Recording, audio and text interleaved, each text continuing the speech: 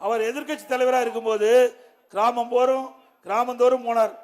நகரத்துக்கு வந்தார். ஒரு திட்டு கண்டா பாயை விரிச்சு போட்டு அமர்ந்துக்குவார். முன்னாடி மக்களை எல்லாம் ஒரு பெட்ஷீட்டை போட்டு அமர வச்சிருவார். அப்போ மக்கள்கிட்ட கேட்பாரு, மக்களே உங்களுக்கு என்ன குறை இருக்கின்றது? அந்த குறையெல்லாம் ஒரு விண்ணப்பம் எழுதி நான் கொண்டு வந்து பெட்டி இருக்கிறேன். பெட்டி கண்டாவே ஒரு ஆசை தான். பெட்டி கொண்டாந்து வைக்கிறேன். அந்த பெட்டியில உங்க மனுவை போடுங்க. நான் மனுவை போட்ட உடனே நான் பெட்டி பூட்டி சீலை வச்சு என் வீட்டுக்கு எடுத்துட்டு போய் பத்திரமா வச்சிருந்து திமுக ஆட்சிக்கு வந்த உடனே அந்த சீலை உடைச்சு பெட்டியை திறந்து உங்க மனுவை படிச்சு பார்த்து தீர்வான்னு சொன்னேன். அப்படின்னா இந்த எதுக்கு இது? ஏற்கனவே மனு கொடுத்தாச்சுல்ல, மக்களுடைய பிரச்சனை எழுதினாலும் மனு கொடுத்துருக்காங்க. லட்சக்கணக்கான மனு வாங்கன்னு சொல்றீங்களா? அப்படி மக்களை ஏமாற்றுகின்ற ஒரே அரசாங்கம் இன்றைய திமுக அரசாங்கம். அது மட்டும் இல்ல, இவர் சொல்லி பார்த்தாரு, மக்கள் கேட்கல. இவருடைய அமைச்சர் சொல்லி பார்த்தாங்க, கேட்கல. திமுக பொதுக்கூட்டம் போட்டு பேசி பார்த்தாங்க, கேட்கல. இப்ப இதுக்காக திராவிட முன்னேற்ற கழக ஆட்சியில நிறைவேற்றப்பட்ட திட்டங்களை பேட்டி கொடுக்கலாமா? அதுக்கு 4 துறை செயலாளரை நியமிச்சிருக்கிறாங்க. ஏங்க வெக்க கடை இல்ல? 4 துறை செயலாளர் தினந்தோறும் திமுக ஆட்சியில இன்னென்ன திட்டத்தை நிறைவேற்றப்பட்டன்னு ஒரு விவரத்தை சொல்றாங்களாம். அதுலயும் பச்சை பொய். அண்மையில ஒரு IAS அதிகாரி இன்றைக்கு தொலைக்காட்சியில பத்திரிகையில பேட்டி கொடுத்திருக்காங்க. வாங்கிய மனு 1,05,00,000, தீர்வு காணப்பட்டது 1,01,00,000. அது இந்த தேதியிலிருந்து இந்த தேதி வரையும் குறிப்பிட்டிருக்கிறாங்க. ஆனா அந்த தேதியிலிருந்து அவர் குறிப்பிட்ட தேதி முடிவரை 27 லட்சம் மனு தான் வந்திருக்குது. மொத்தம் வந்தது 27 லட்சம் மனு. ஆனா அவள் குறிப்பிட்டது 1,05,00,000 மனு வரப்பட்டது, தீர்வு காணப்பட்டது 1,01,00,000 மனுன்னு பச்சை பொய்ய சொல்றீங்க. மீண்டும் அதிமுக ஆட்சி வந்தா விசாரிக்கப்படும். எதுக்கு நாட்டு மக்களை ஏமாத்துறீங்க? நீங்க சொன்ன காலகட்டம், நீங்க சொன்ன காலத்தில் எந்த காலத்தில் ஆரம்பிச்சு எந்த தேதி ஆரம்பிச்சு எந்த தேதி முடியும், அந்த இடப்பட்ட காலத்துல இவ்வளவு மனு தான் வாங்கப்பட்டது. 27 லட்சம் மனு தான் வாங்கியிருக்கிறீங்க. 1,05,00,000 மனு வாங்கப்பட்டதாக கூறப்படுவது தவறு. தவறான புள்ளிவிவரத்தை அரசு அதிகாரிகள் வெளியிலே மக்களுக்கு தெரிவிப்பால் சட்டப்படி அதிமுக ஆட்சி மனதுடன் நடவடிக்கை எடுக்கப்படும் என்ற செய்தியை நேரத்தில் தெரிவித்து, இன்றைக்கு இது விவசாய புரடி மக்கள் நிறைந்த பகுதி. விவசாயிகளுக்கு ஒரே 5 ஆண்டில் 2 முறை தொடக்க வேளாண்மை வங்கியில் பயிர்க்கடன் தள்ளுபடி செய்யப்பட்ட அரசாங்கம். விவசாயிகளுக்கு மும்முனை மின்சாரம் 20 மணி நேரம் கொடுத்தோம். விவசாயிகளுக்கு தகுந்த நேரத்தில் உரம் கொடுத்தோம். மேட்டூர் அணையில் திறக்கப்பட்ட நீர் குறிப்பிட்ட காலத்தில் கடைமடை பகுதியில் இருக்கிற விவசாயிகளுக்கு தங்குதடை இல்லாம நீர் போய் சேர்ந்தது. இப்படி அற்புதமான ஆட்சி கொடுத்த அரசாங்கம் அதிமுக அரசாங்கம். இன்னொன்னு பத்தி பேசிட்டே இருக்கிறாங்க. நீங்க பாத்தீங்கன்னா சிறுபான்மை வாக்குகள் எங்களுக்கு தான். சிறுபான்மை மக்கள் நிறைந்த பகுதி. நீங்க உஷாரா இருங்க.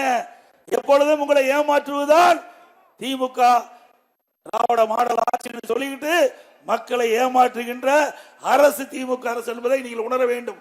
அனைத்து இந்திய அண்ணா திராவிட முன்னேற்ற கழகத்தை பொறுத்த வரைக்கும் ஜாதிக்கும் மதத்திற்கும் அப்பாற்பட்ட கட்சி அதிமுக. இந்த ஜாதி அல்ல, மேல இருக்காங்க எத்தனை ஜாதி வந்திருக்கிறாங்க, எத்தனை ஜாதி எத்தனை மதம், எல்லாம் ஒன்றாக இருக்கிறோம்.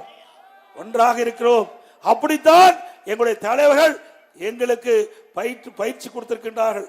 ஆகவே ஜாதிக்கு மதத்திற்கு அப்பாற்பட்ட கட்சி உங்கள் பக்கம் எப்பொழுதும் துணை நிற்கும். ஆட்சி அதிகாரத்துக்கு அதிமுக இல்ல, மக்களுக்காக அதிமுக என்பதை நீங்கள் உணர வேண்டும். அனைத்து இந்திய அண்ணா திராவிட முன்னேற்ற கழக ஆட்சியில சிறுபான்மை மக்களுக்கு என்ன திட்டங்களை கொண்டு வந்து நிறைவேற்றிருக்கிறோம் என்பதை சில புள்ளிவிவரத்தோடு நான் தெரிவிக்கிறேன்.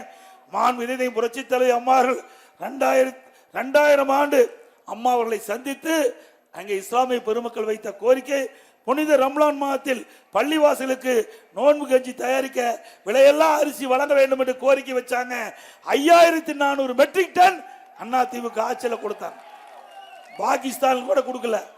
ஆனா தமிழ்நாட்டில் அம்மா அவர்கள் இந்த இஸ்லாமிய மக்களுடைய கோரிக்கையை ஏற்று ரமலான் இன்றைக்கு புனித ரமலான் மாதத்தில் பள்ளிவாசலுக்கு நோன்பு கஞ்சி தயாரிக்க 5400 மெட்ரிக் டன் கொடுத்த அரசாங்கம் அதிமுக அரசாங்கம். நாகூர் தர்கா சந்தனக்கூட விழாவிற்கு ஒவ்வொரு ஆண்டும் தேவைப்படுகின்ற சந்தன கட்டைகள் விலையில்லாம கொடுத்தோம். 2018 வரை ஹஜ் புனித பயணம் மேற்கொள்ளும் இஸ்லாமிய சகோதரர்களுக்கு மத்திய அரசு மானியம் வழங்கிட்டு இருந்தது. திடீர்னு மானியத்தை நிறுத்திட்டாங்க. இஸ்லாமிய பெருமக்கள் என்னை சந்தித்து கோரிக்கை வைத்தாங்க, அந்த மானியம் தொடர வேண்டும் என்று சொன்னார்கள். மாநில அரசிலிருந்து அந்த நிதியை கொடுத்த அரசாங்கம் அதிமுக அரசாங்கம். அது மட்டுமல்ல, அந்த நிதியை உயர்த்தி வழங்க வேண்டும் என்று 2021ஆம் ஆண்டு கேட்டுக்கொண்டது. அந்த நிதியை 6 கோடியிலிருந்து 12 கோடியாக உயர்த்தி வழங்கிய அரசாங்கம் அதிமுக அரசாங்கம். ஹஜ் பயணிகள் சென்னையில் வந்து தங்கி அவள் செல்வதற்கு ஹஜ் இல்லம் கட்ட வேண்டும் என்று கோரிக்கை வச்சாங்க. அதுக்கு 15 கோடி கொடுத்த அரசாங்கம் அதிமுக அரசாங்கம். 2016 காசிகளுக்கு மாதந்தோறும் 20,000 ரூபாய் மதிப்பூலியம் வழங்கும் திட்டம் அதிமுக ஆட்சியில் நிறைவேற்றப்பட்டது.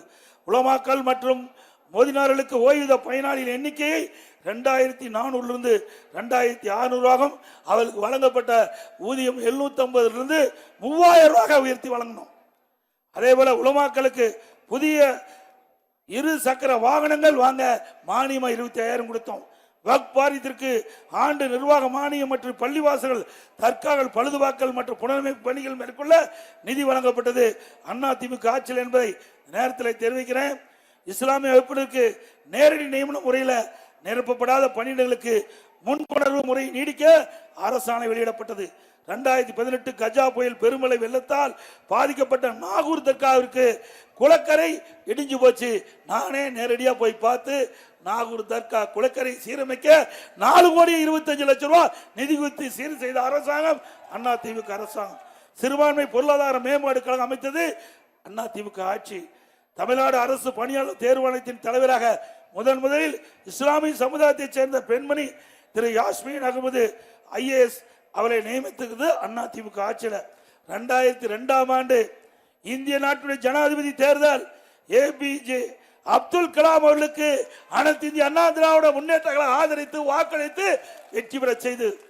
திமுக பேசுறாங்களே, சிறுபான்மை மக்களுக்கு நாங்கள் துணை இருக்கின்றோம், சிறுபான்மை மக்கள் நாங்கள் தான் பாதுகாவல் என்று சொல்றாங்க. இந்த நாட்டுடைய உயர்ந்த பதவி ஜனாதிபதி பதவி. அந்த ஜனாதிபதி பதவியில போட்டியிட்ட மரியாதைக்குரிய மறைந்த அப்துல் கலாம் அவர்களுக்கு இவர்கள் வாக்களிக்கவில்லை. அவரை எதிர்த்து போட்டியிற்கு வாக்களித்தது திமுக. மறக்க முடியுமா? அதிமுக இந்த நாட்டுடைய உயர்ந்த பதவி ஜனாதிபதி பதவி. அதற்கு வாக்களித்த அரசாங்கம் அதிமுக அரசாங்கம், அதிமுக MLA, அதிமுக கட்சி. இப்படி இஸ்லாமிய பெருமக்களுக்கு நிறைய திட்டங்களை கொண்டு வந்து நிறைவேற்றி இஸ்லாமிய மக்களுடைய மனம் குளிர அவர்களுக்கு நிறைய நன்மை செஞ்ச அரசாங்கம் அதிமுக அரசாங்கம். தமிழ்நாட்டில் 30 ஆண்டு காலம் ஆட்சி புரிந்த கட்சி. அந்த காலகட்டத்தில் மத சண்டை கிடையாது, ஜாதி சண்டை கிடையாது, சிறுபான்மை மக்களுக்கு அரணாக பாதுகாத்த ஒரே அரசாங்கம் அதிமுக அரசாங்கம்.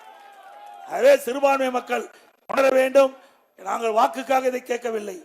நாங்கள் செய்த சாதனை ஒரு சிலவற்றை இந்த நேரத்தில் குறிப்பிடுவது கடமை. வேண்டுமென்றே திட்டமிட்டு உங்களை ஏமாற்றி நாடகத்தை அரங்கேற்றி உங்களுடைய வாக்குகளை பெறுவதற்காக இந்த ஸ்டாலின் மாடல் அரசு தந்திரமாக பேசி வருகிறது. இஸ்லாமிய சகோதரர்களே, சிறுபான்மை மக்களே, ஏமாந்து விடாதீர்கள். இது அனைத்து இந்திய அண்ணா திராவிட முன்னேற்ற கழக அரசு, உங்களுடைய அரசு, மக்களுடைய அரசு என்பதை நீங்கள் எண்ணி பார்க்க வேண்டும். இன்னொன்னு சொல்றார், எடப்பாடி பழனிசாமி பாரதிய ஜனதா கட்சியோட சேர்ந்துட்டாரு, மதவாத கட்சியோட சேர்ந்துட்டாருன்னு. திரு ஸ்டாலின் அவர்களே, திமுக கட்சிக்காரர் எல்லாம் இதுதான் பேசிட்டு இருக்கிறாங்க. நாங்கள் வெளிப்படையாக பேசுகிறோம். மாண்பு அம்மா இருக்கின்ற பொழுதும் பாரதிய ஜனதா கட்சியோட கூட்டணி வச்சாங்க. இதே திமுக கட்சி 1999 நாடாளுமன்ற தேர்தலில் பிஜேபியோட கூட்டணி வச்சாங்கல்ல. 2001 சட்டமன்ற தேர்தலில் பாரதிய ஜனதா கட்சியோட கூட்டணி வச்சாங்கல்ல திமுக. அப்பெல்லாம் மதவாத கட்சியா திமுகவுக்கு தெரியல. மக்களை ஏமாற்றி, சிறுபான்மை மக்களை ஏமாற்றி வாக்குகளை பெறுவதற்காக இப்ப இப்படிப்பட்ட அவதூறான கருத்தை பரப்பி வருகிறார்கள். அதிமுகவை பொறுத்த வரைக்கும் கொள்கை வேற, கூட்டணி வேற. கொள்கை வேறு, கூட்டணி வேறு. கூட்டணி என்பது தேர்தல் சமயத்தில் வாக்குகள் சிதறாமல் நிறுத்தப்படுகின்ற வேட்பாளர் வெற்றி பெற வேண்டும் என்பதற்காக அமைக்கப்படுவது கூட்டணி. கொள்கை என்பது நிரந்தரம். அந்த கொள்கை எப்பொழுதும் அனைத்து இந்திய அண்ணா திராவிட முன்னேற்ற கழகத்துக்கு நிரந்தரமானது. எந்த சூழ்நிலையும் கொள்கை நாங்கள் விட்டுக் கொடுக்க மாட்டோம். அது தலைவர் காலத்திலும் சரி, அம்மா காலத்திலும் சரி, அந்த இருவரும் தலைவர் வழியில இன்றைய தினம் அனைத்து இந்திய அண்ணா திராவிட முன்னேற்ற கழகம் செயல்பட்டு வருகிறது. ஆகவே வேண்டுமென்று திட்டமிட்டு அவதூறு செய்தியை நம்ப வேண்டாம். அதில் கூர்ந்து சிறுபான்மை மக்கள் சிந்தித்து பார்க்க வேண்டும். உங்களுடைய ஆட்சி, மக்களுடைய ஆட்சி, நல்ல ஆட்சி தமிழகத்திலே மலர வாக்களிப்பீர் இரட்டலை சின்னத்திற்கு என்ற நேரத்தில் தெரிவித்து